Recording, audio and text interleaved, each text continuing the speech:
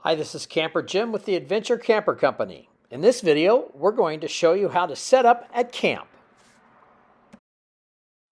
Welcome to camp. You're here finally at your campsite. First thing you want to do is you want to have a spotter with you and make sure that they are within view of either your side mirror or you can see them directly from the driver's side as you back the rig up.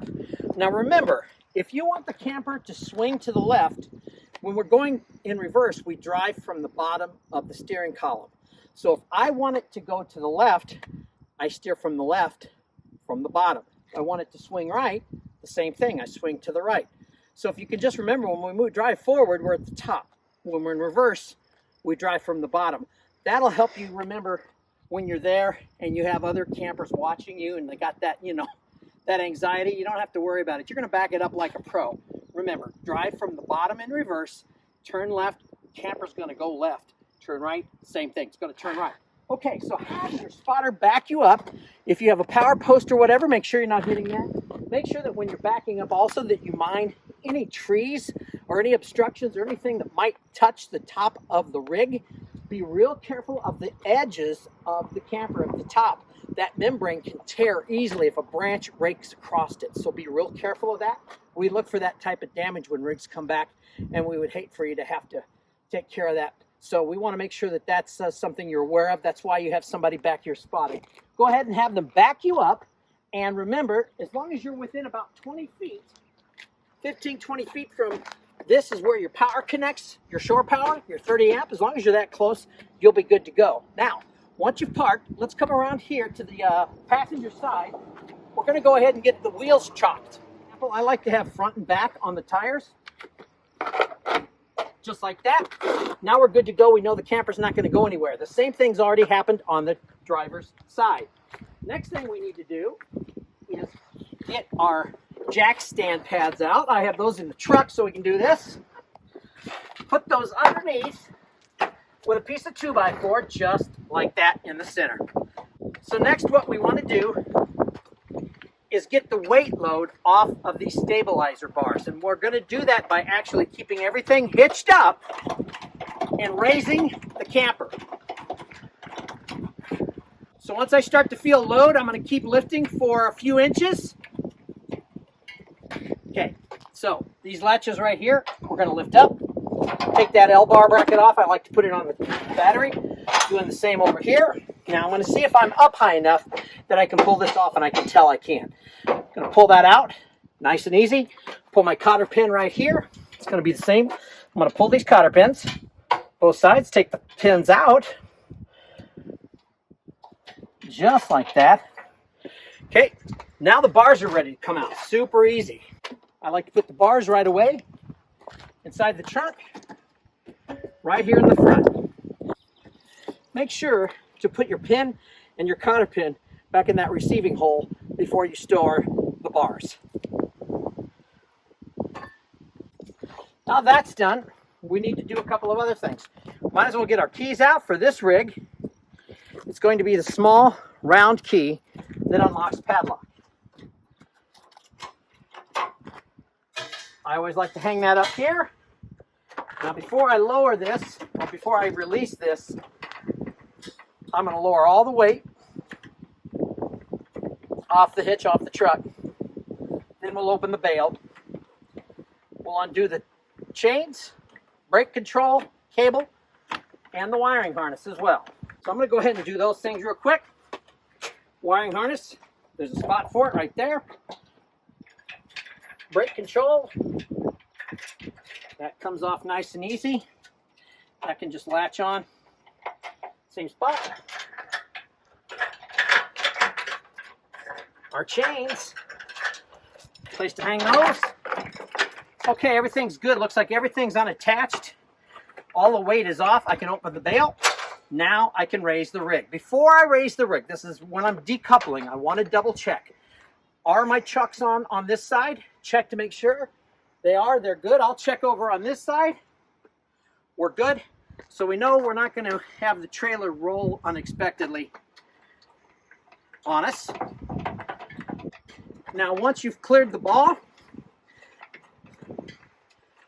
this hitch needs to immediately be put in the truck and locked, or in the camper, out of sight, out of mind. They're super expensive to replace. We don't want you to have one lost or stolen. So go ahead and pull the pin.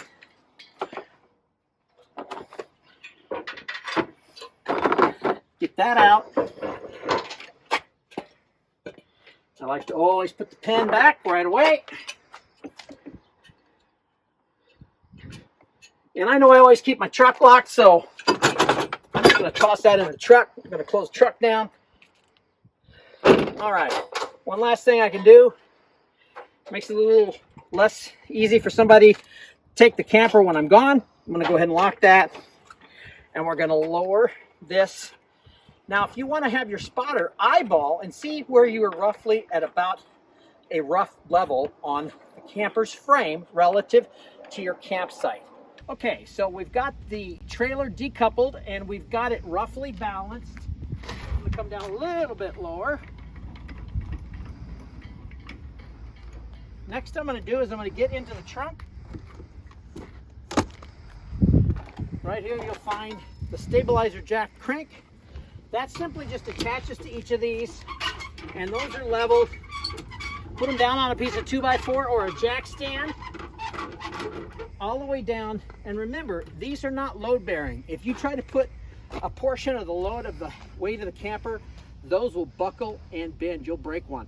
It's only meant to stabilize the camper so it doesn't shake or sway while you're inhabiting it. So I'm going to go ahead and retract this.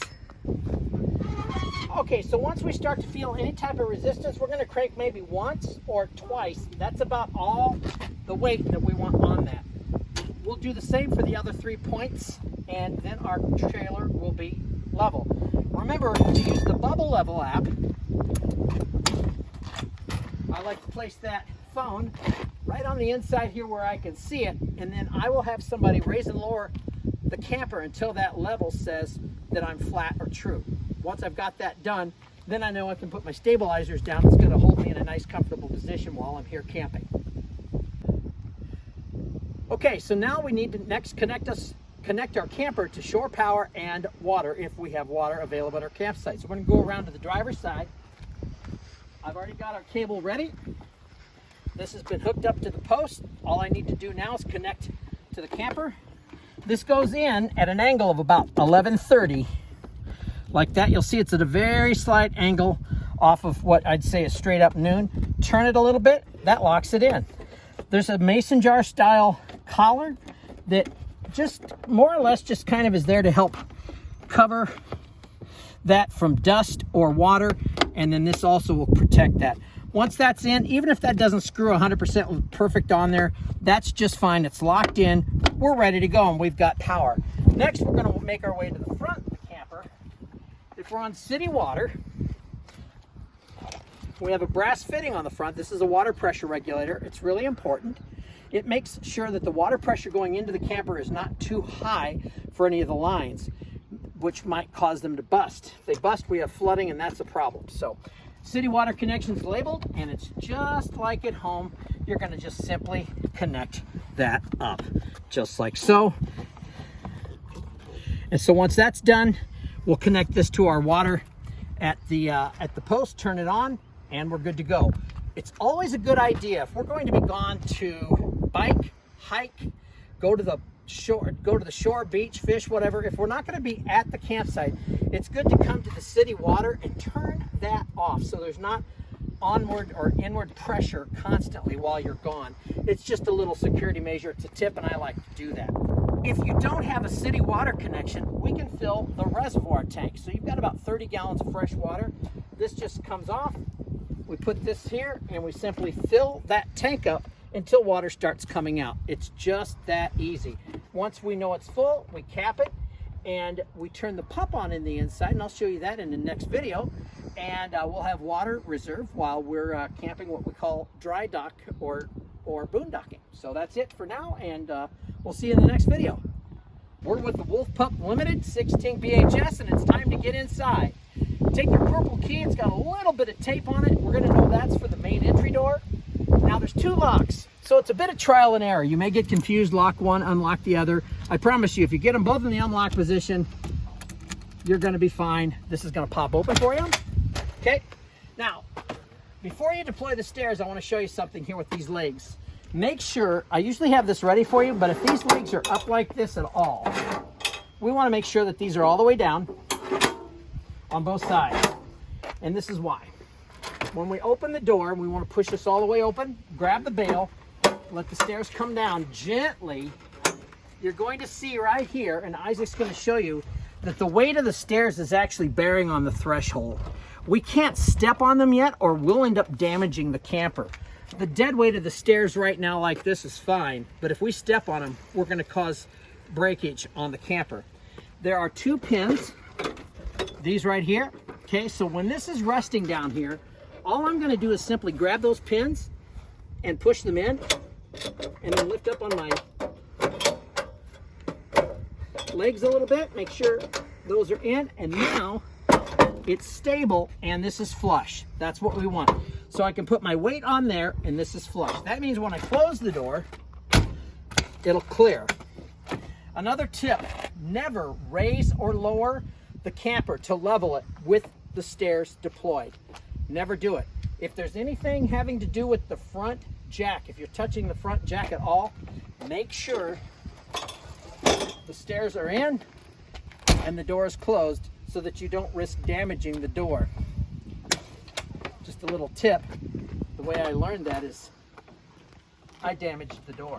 So that's the way she goes. Okay, so now we're in. I'm going to show you just a little tip here. When you're closing the door, and also for the kids, make sure you're not doing it by the screen door, but by the whole door. Come in here and I'll show you why. All that's holding that screen door is a real small plastic barb right here, and we just want that simply to hold this real lightweight screen door. If we pull on that, that's going to break. Now for the screen door, this opens so that we can have access to our door handle when we're on the interior of the camper. Okay, so now we're pretty much good to go. And that's how we get the door and the stairs set up.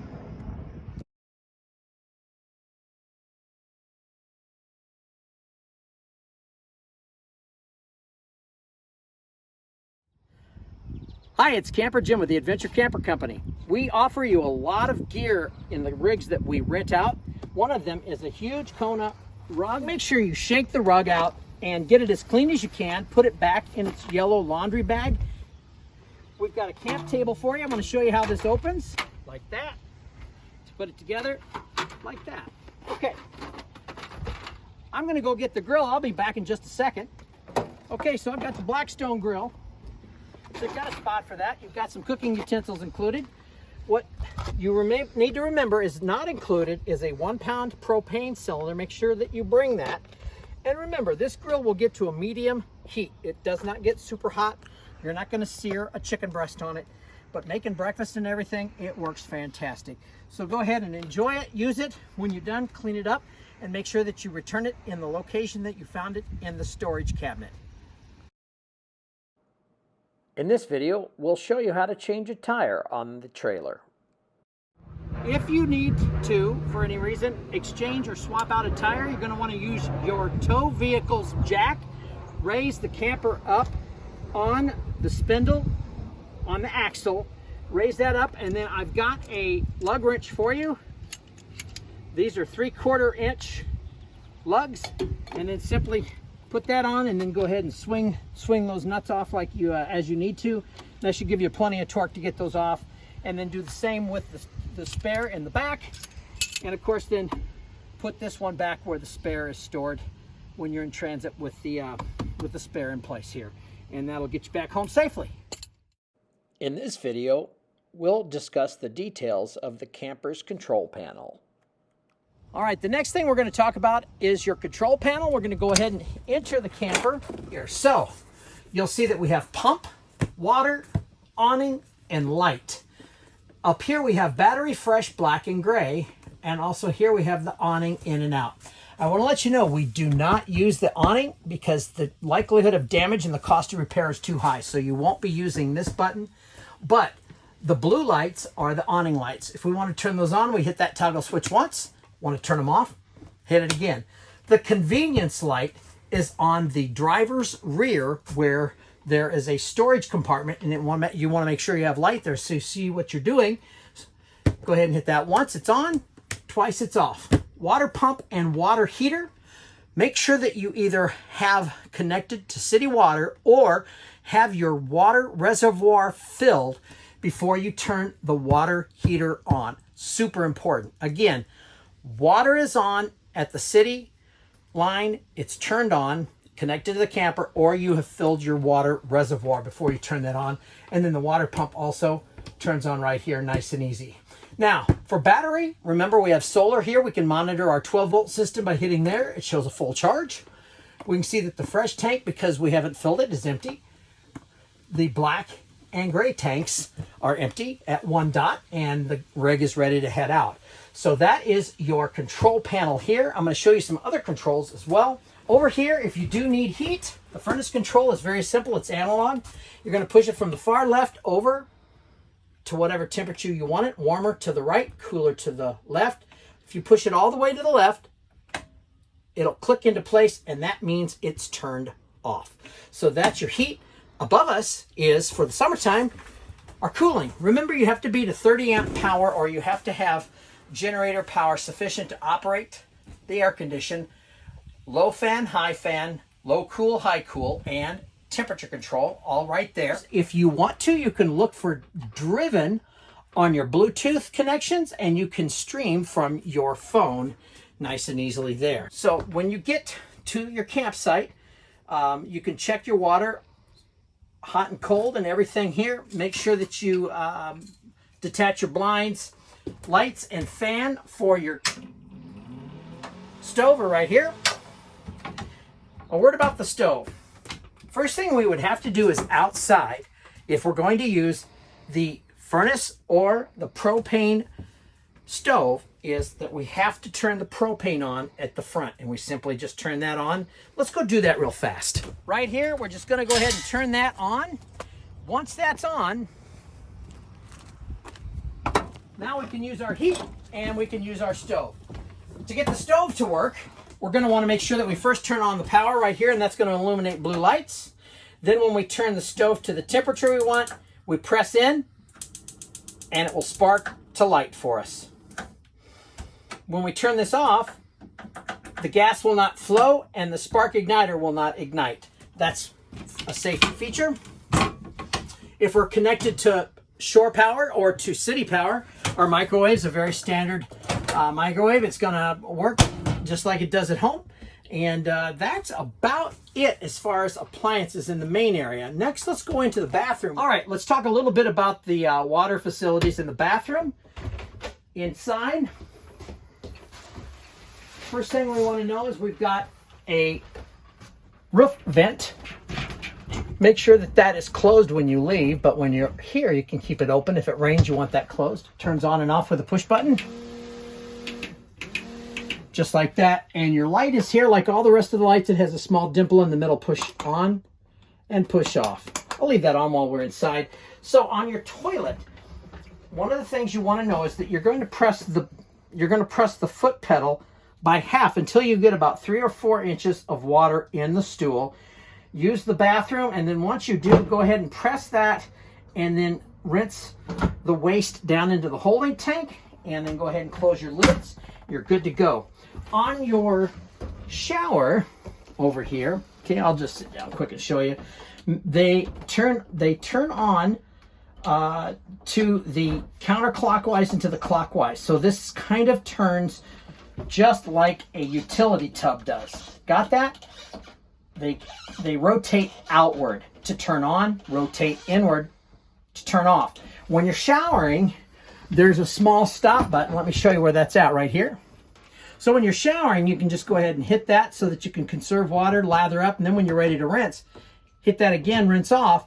But make sure that you turn the water off down at the faucet, not up here at the top, or you'll slow trickle and drain out your clean water into your gray tank. So be careful that you make sure that the water's off before you're done with your shower.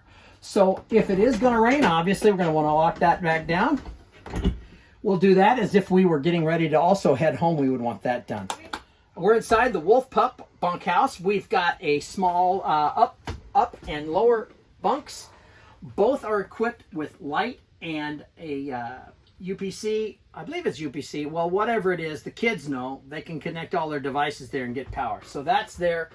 This window opens and that blind will close. Please be careful to make sure that the blind doesn't get damaged and that the kids don't scuff up the roof when they're in the bed and horsing around and stuff. We know they want to have fun, but if you could just make sure you keep an eye on that, that would be super awesome.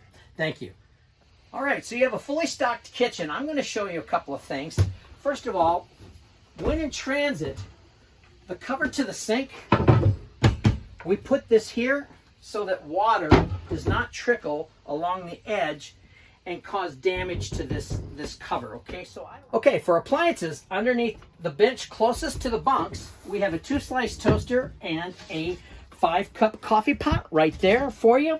When you're done, make sure those are cleaned up as best as possible and put them back in the boxes. They store in transit better that way. Let's go ahead and talk about the top.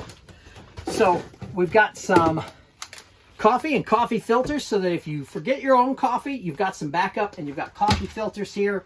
We've got mixing bowls and storage bowls for you so that you can prepare your food. Then we also have I always figure if you wanted to do spaghetti, you've got a pan to fry the burger, a pan to boil the noodles or cook the chili, right? And a pot to heat the sauce. So all of those are up here. We also have a small cutting board, so please use that if you're going to be cutting up vegetables or anything of the sort. Okay, on the lower cabinet, I'll show you what we've got in here. I'm going to pull everything out first. Cleaning supplies are here. Behind that, we have your plates, cups, mixing bowls, a lot of stuff that you're going to need. A couple extra plates that wanted to stay in there. So this is service for 4. Also, we have a pitcher. Got usually a couple of tumblers. There's 3 tumblers in there if you want those for your drinks. And then inside this box here, this is loaded with about everything you're going to want. Slotted spoon, spatula, can opener, knives, steak knives, cutting knife, spoons, forks, table knives, and everything that you need basically for a camp kitchen. So please make sure that those are all washed and put away where you found them when you're on your way back home. That makes it super easy for us, and we appreciate it. And it saves us from having to charge a cleaning fee too. We don't want to do that if we don't have to. Now, the only other thing I want to talk about as far as inventory and the camper is over on this side. We always have a full roll of paper towels. We have plenty of bathroom tissue for you during your trip. We will have trash bags, and also we will have septic tank treatment tablets and some Kleenex. Those treatment tablets will already have, for short trips, already have one in the tank when you depart. If you're on a week-long trip, midweek, you may want to add another tablet to keep the tanks from smelling. Okay. Only other thing I can say is that remember, if you forget anything or you need instructions, I've got inside of here for you. We've got the the instructions on unhitching. Everything that we're doing on video is in analog and in print. Also, the cab card for the registration for the camper is also in that folder. That'll be on the inside here. And also, if you're with us and you'd like to, we'd appreciate it if you made a little note in the journal. Let us know how your trip was. That's always fun for other people to read up on. As far as your own storage, we've got storage up here as well. And as far as getting access to the storage underneath the bed, just lift up. The shocks will hold it open, and that's where all of the outdoor camping gear can go. There's also a stick vacuum. It's out of view. We've got a 10 by 9 screen room so that you can keep the mosquitoes away. A couple of camp chairs and the outdoor rug, everything that you're going to need, hopefully, to have a great trip. So that's about it for the inside of the camper, and I hope that you guys have a great trip.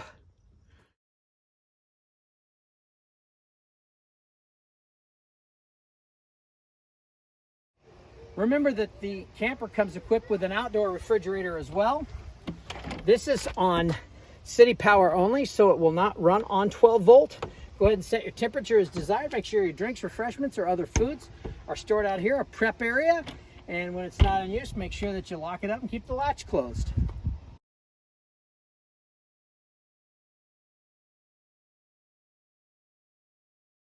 One last thing I forgot to mention, when you're getting ready and setting up and getting into the camper, remember that this handle lifts up and swings out into 3 positions: backward, center, and forward.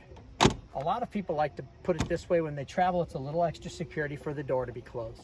Remember, before you leave, to put this under one of the bench seats so that water doesn't drip out of that faucet while you're in transit. Put your stairs back up. Remember that you may need to push this all the way back. Lock those in. Go ahead, lock your doors. Move your latch. All right, congratulations. You got the tanks emptied and down to 1 dot, and you are ready to go. Just always a great idea to double check. Make sure that your hitch is on securely, it's locked, your lights are working, you've checked all the way around for lights. The brake harness is connected, the chains are crossed and connected to your rig, that the stabilizer bars and the L brackets that are holding them secure are fastened properly, the propane is off. Then do a quick walk around the camper to make sure there's nothing underneath it and that you're safe to go. And once you've done that, put it in drive, put your truck in tow, and you're ready to head back. Thanks a ton for listening and watching the video. I hope you found it helpful. I've got everything in. I'm going to put my seatbelt on. I've got my truck in tow, and I am going to be ready.